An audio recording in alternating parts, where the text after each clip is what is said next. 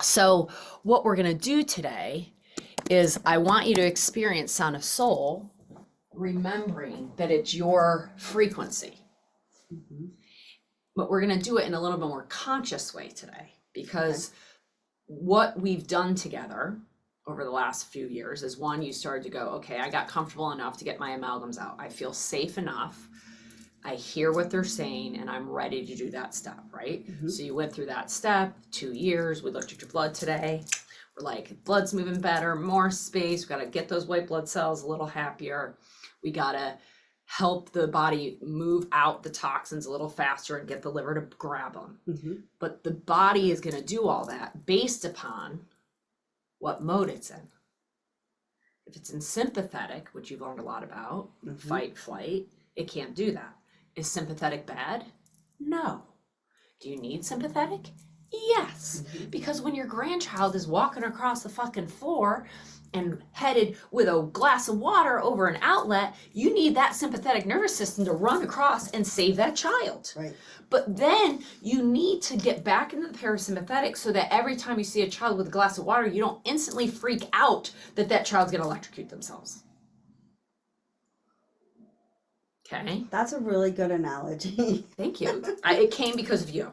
That's a really good analogy because that's,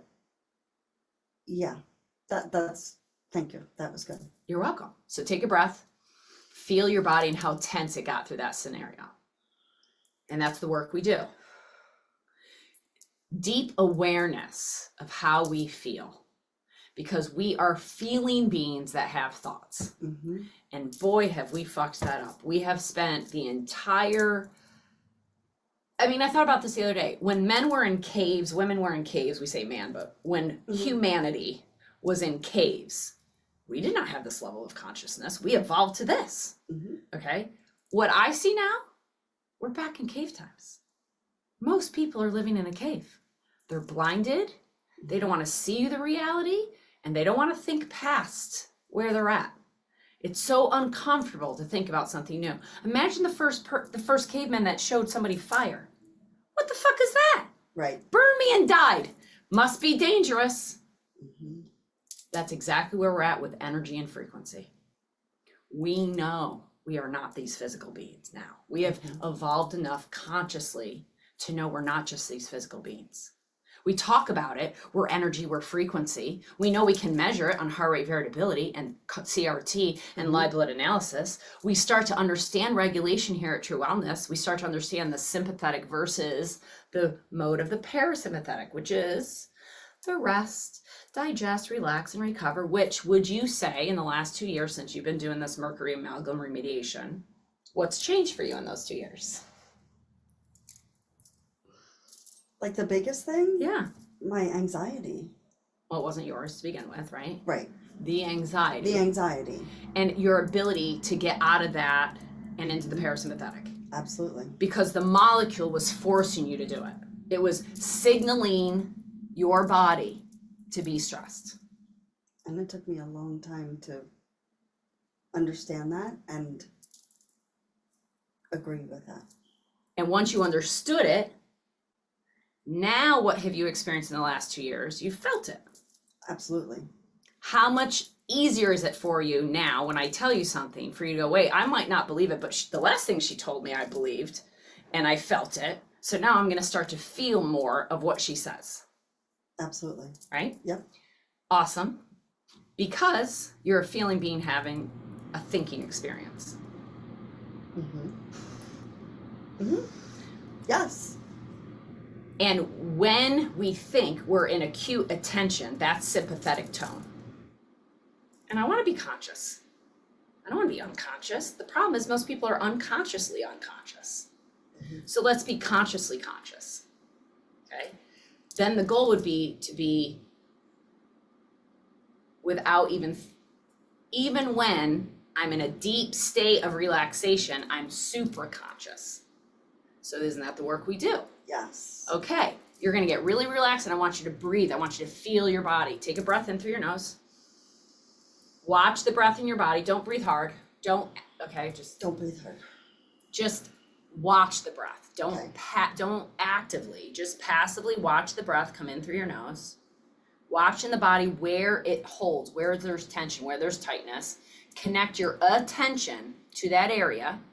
And then when you exhale, sigh out that tension through your throat. Stay deeply aware of your body, watching the breath come in. The breath will always take care of itself. You'll always inhale. You focus on the exhale and focus on where the body has tension or tightness, how far that breath goes. Connect to the tension, exhale it out through the throat. And the next breath in, notice, does that breath go a little bit deeper? Does it reach a little bit farther? Can I seek the areas of my body where I'm holding, where I'm bound up, where I'm clenching? And then connect my awareness and exhale it out. And just 3 little breaths, Ellie. You became aware your shoulder was holding tension, your jaw was holding tension, your abdomen was holding tension, yet you were laying on the bed. The work we're doing is to help you be in that state more and more, deeper and deeper. What I want you to start to practice is, can I do that consciously awake? No matter what pressure is up against me, can I still override the pressure and allow my body to stay in the healing mode? The lesson of my life right here. Mm-hmm. Can you handle the most extreme amount of pain you've ever dealt with, even more than your back? Because you numbed yourself out with the back. I just took a bunch of fucking drugs. I didn't take a fucking thing for this. I felt every fucking thing. And you've seen me change drastically. Everybody has in the last 6 weeks. I've seen me change drastically with this. Because I wasn't putting all this into action to the level that I am now. Because when you deeply know and can connect to her and where she's holding, release that tension, express it out, she can now do her job and heal. But if she's caught up to hold and to be bracing and to be guarding, there's areas she can't get to, then you're gonna harbor the burden or the hoarding of the emotions in those areas, because you're emotional being having a thinking experience. So we gotta feel those emotions. My new line, you gotta feel it to heal it. Now, before we hear your heart, I want you to realize that frequency, which all of life is frequency and vibration, correct? Yes. Frequency is 2 things. It's sound and it's light. That's it. Light becomes color and sound becomes everything else. Okay. And you need light, sound, and water to create life. And minerals, which I know you can get from the air. You cannot have life without light, sound, and water. Okay. We are how much percent water? Molecularly, 99% water, molecularly. That part of us is our lymphatic system. It's the water part of our body. It amplifies the frequency. What frequency is it amplifying? It's amplifying the frequency that the antenna picks up. What's the antenna? The fascia. And what is pumping the frequency? The heart. Not in a cardiovascular way. This heart creates a magnetic field by sending and receiving signals.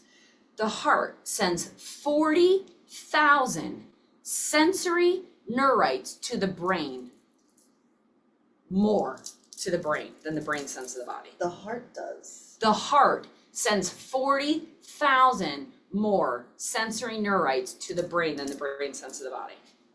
This feeds us information. It's our signal sender and receiver. We receive the information in our physical bodies through our antenna of the fascia. It's magnified through our lymphatics. Then the organs, then the cells are signaled, and then the organs behave and function. The autonomic nervous system, the sympathetic and the parasympathetic, is what we're measuring of your heart rate variability. Every heartbeat one heartbeat, which no heartbeats will ever measure exactly the same ever in your life, is one frequency. When you get two heartbeats together and you get back up. Yeah, two heartbeats together, they're average. So you have one at 23.7324, blah, blah, blah. You have one at 23.73456, and their average is one R to R value. Many R to R values is a heart rate variability. Okay. When you go and get an EKG, that's an R to R value. Beep, beep, beep, beep, beep, beep, beep, beep. Those are R to R values. And you don't want beep, that's not a good day. You want beep, beep, beep, beep, beep, beep. I did watch that podcast. Good. So now look up at that light and realize and feel that is your frequency. Every time that light changes, that's about 4 heartbeats. That's how much your body's changing. And I want you to feel her, and I want you to just be with her. And I'm going to sit here in silence for a few minutes. And I want you to look at her and breathe and feel and exhale. Ugh.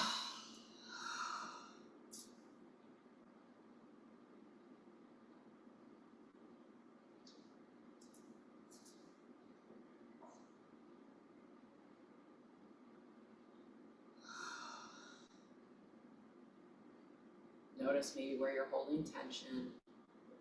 Connect in with her consciously. That is my frequency.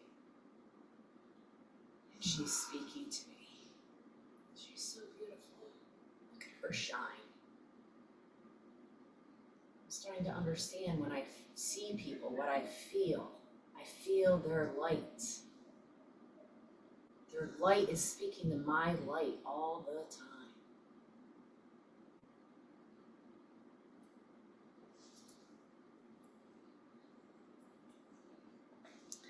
And now turn your head to the right and see on this screen that every one of these dots is one of your heartbeats. And this is when we started, and right now, because I'm making you think, this is when you start to go off into Never Never Land. More variable, more rigid and patterned. Life is a rhythm, not a pattern. And we've been taught to deep breathe. Wrong. Aware breath, unique to each moment. How consciously deep awareness can I have of my breath? Because when I get my mind to focus on my body, I have heart-brain coherence. When I have heart-brain coherence, I just got chills, the whole body is in alignment. The signaling is in alignment, and now I can receive information, take in what I would like, what's good for my body, because it can see it, acknowledge it, and it can let go of what it doesn't like, what no longer supports it, and I can stay in flow, regeneration, and parasympathetic, regardless of the pressure up against me. Because what we're gonna do at next step is you become conscious, then you use the blocks. Now I put pressure on myself, and can I still breathe? And keep my breath soft and warm and connected.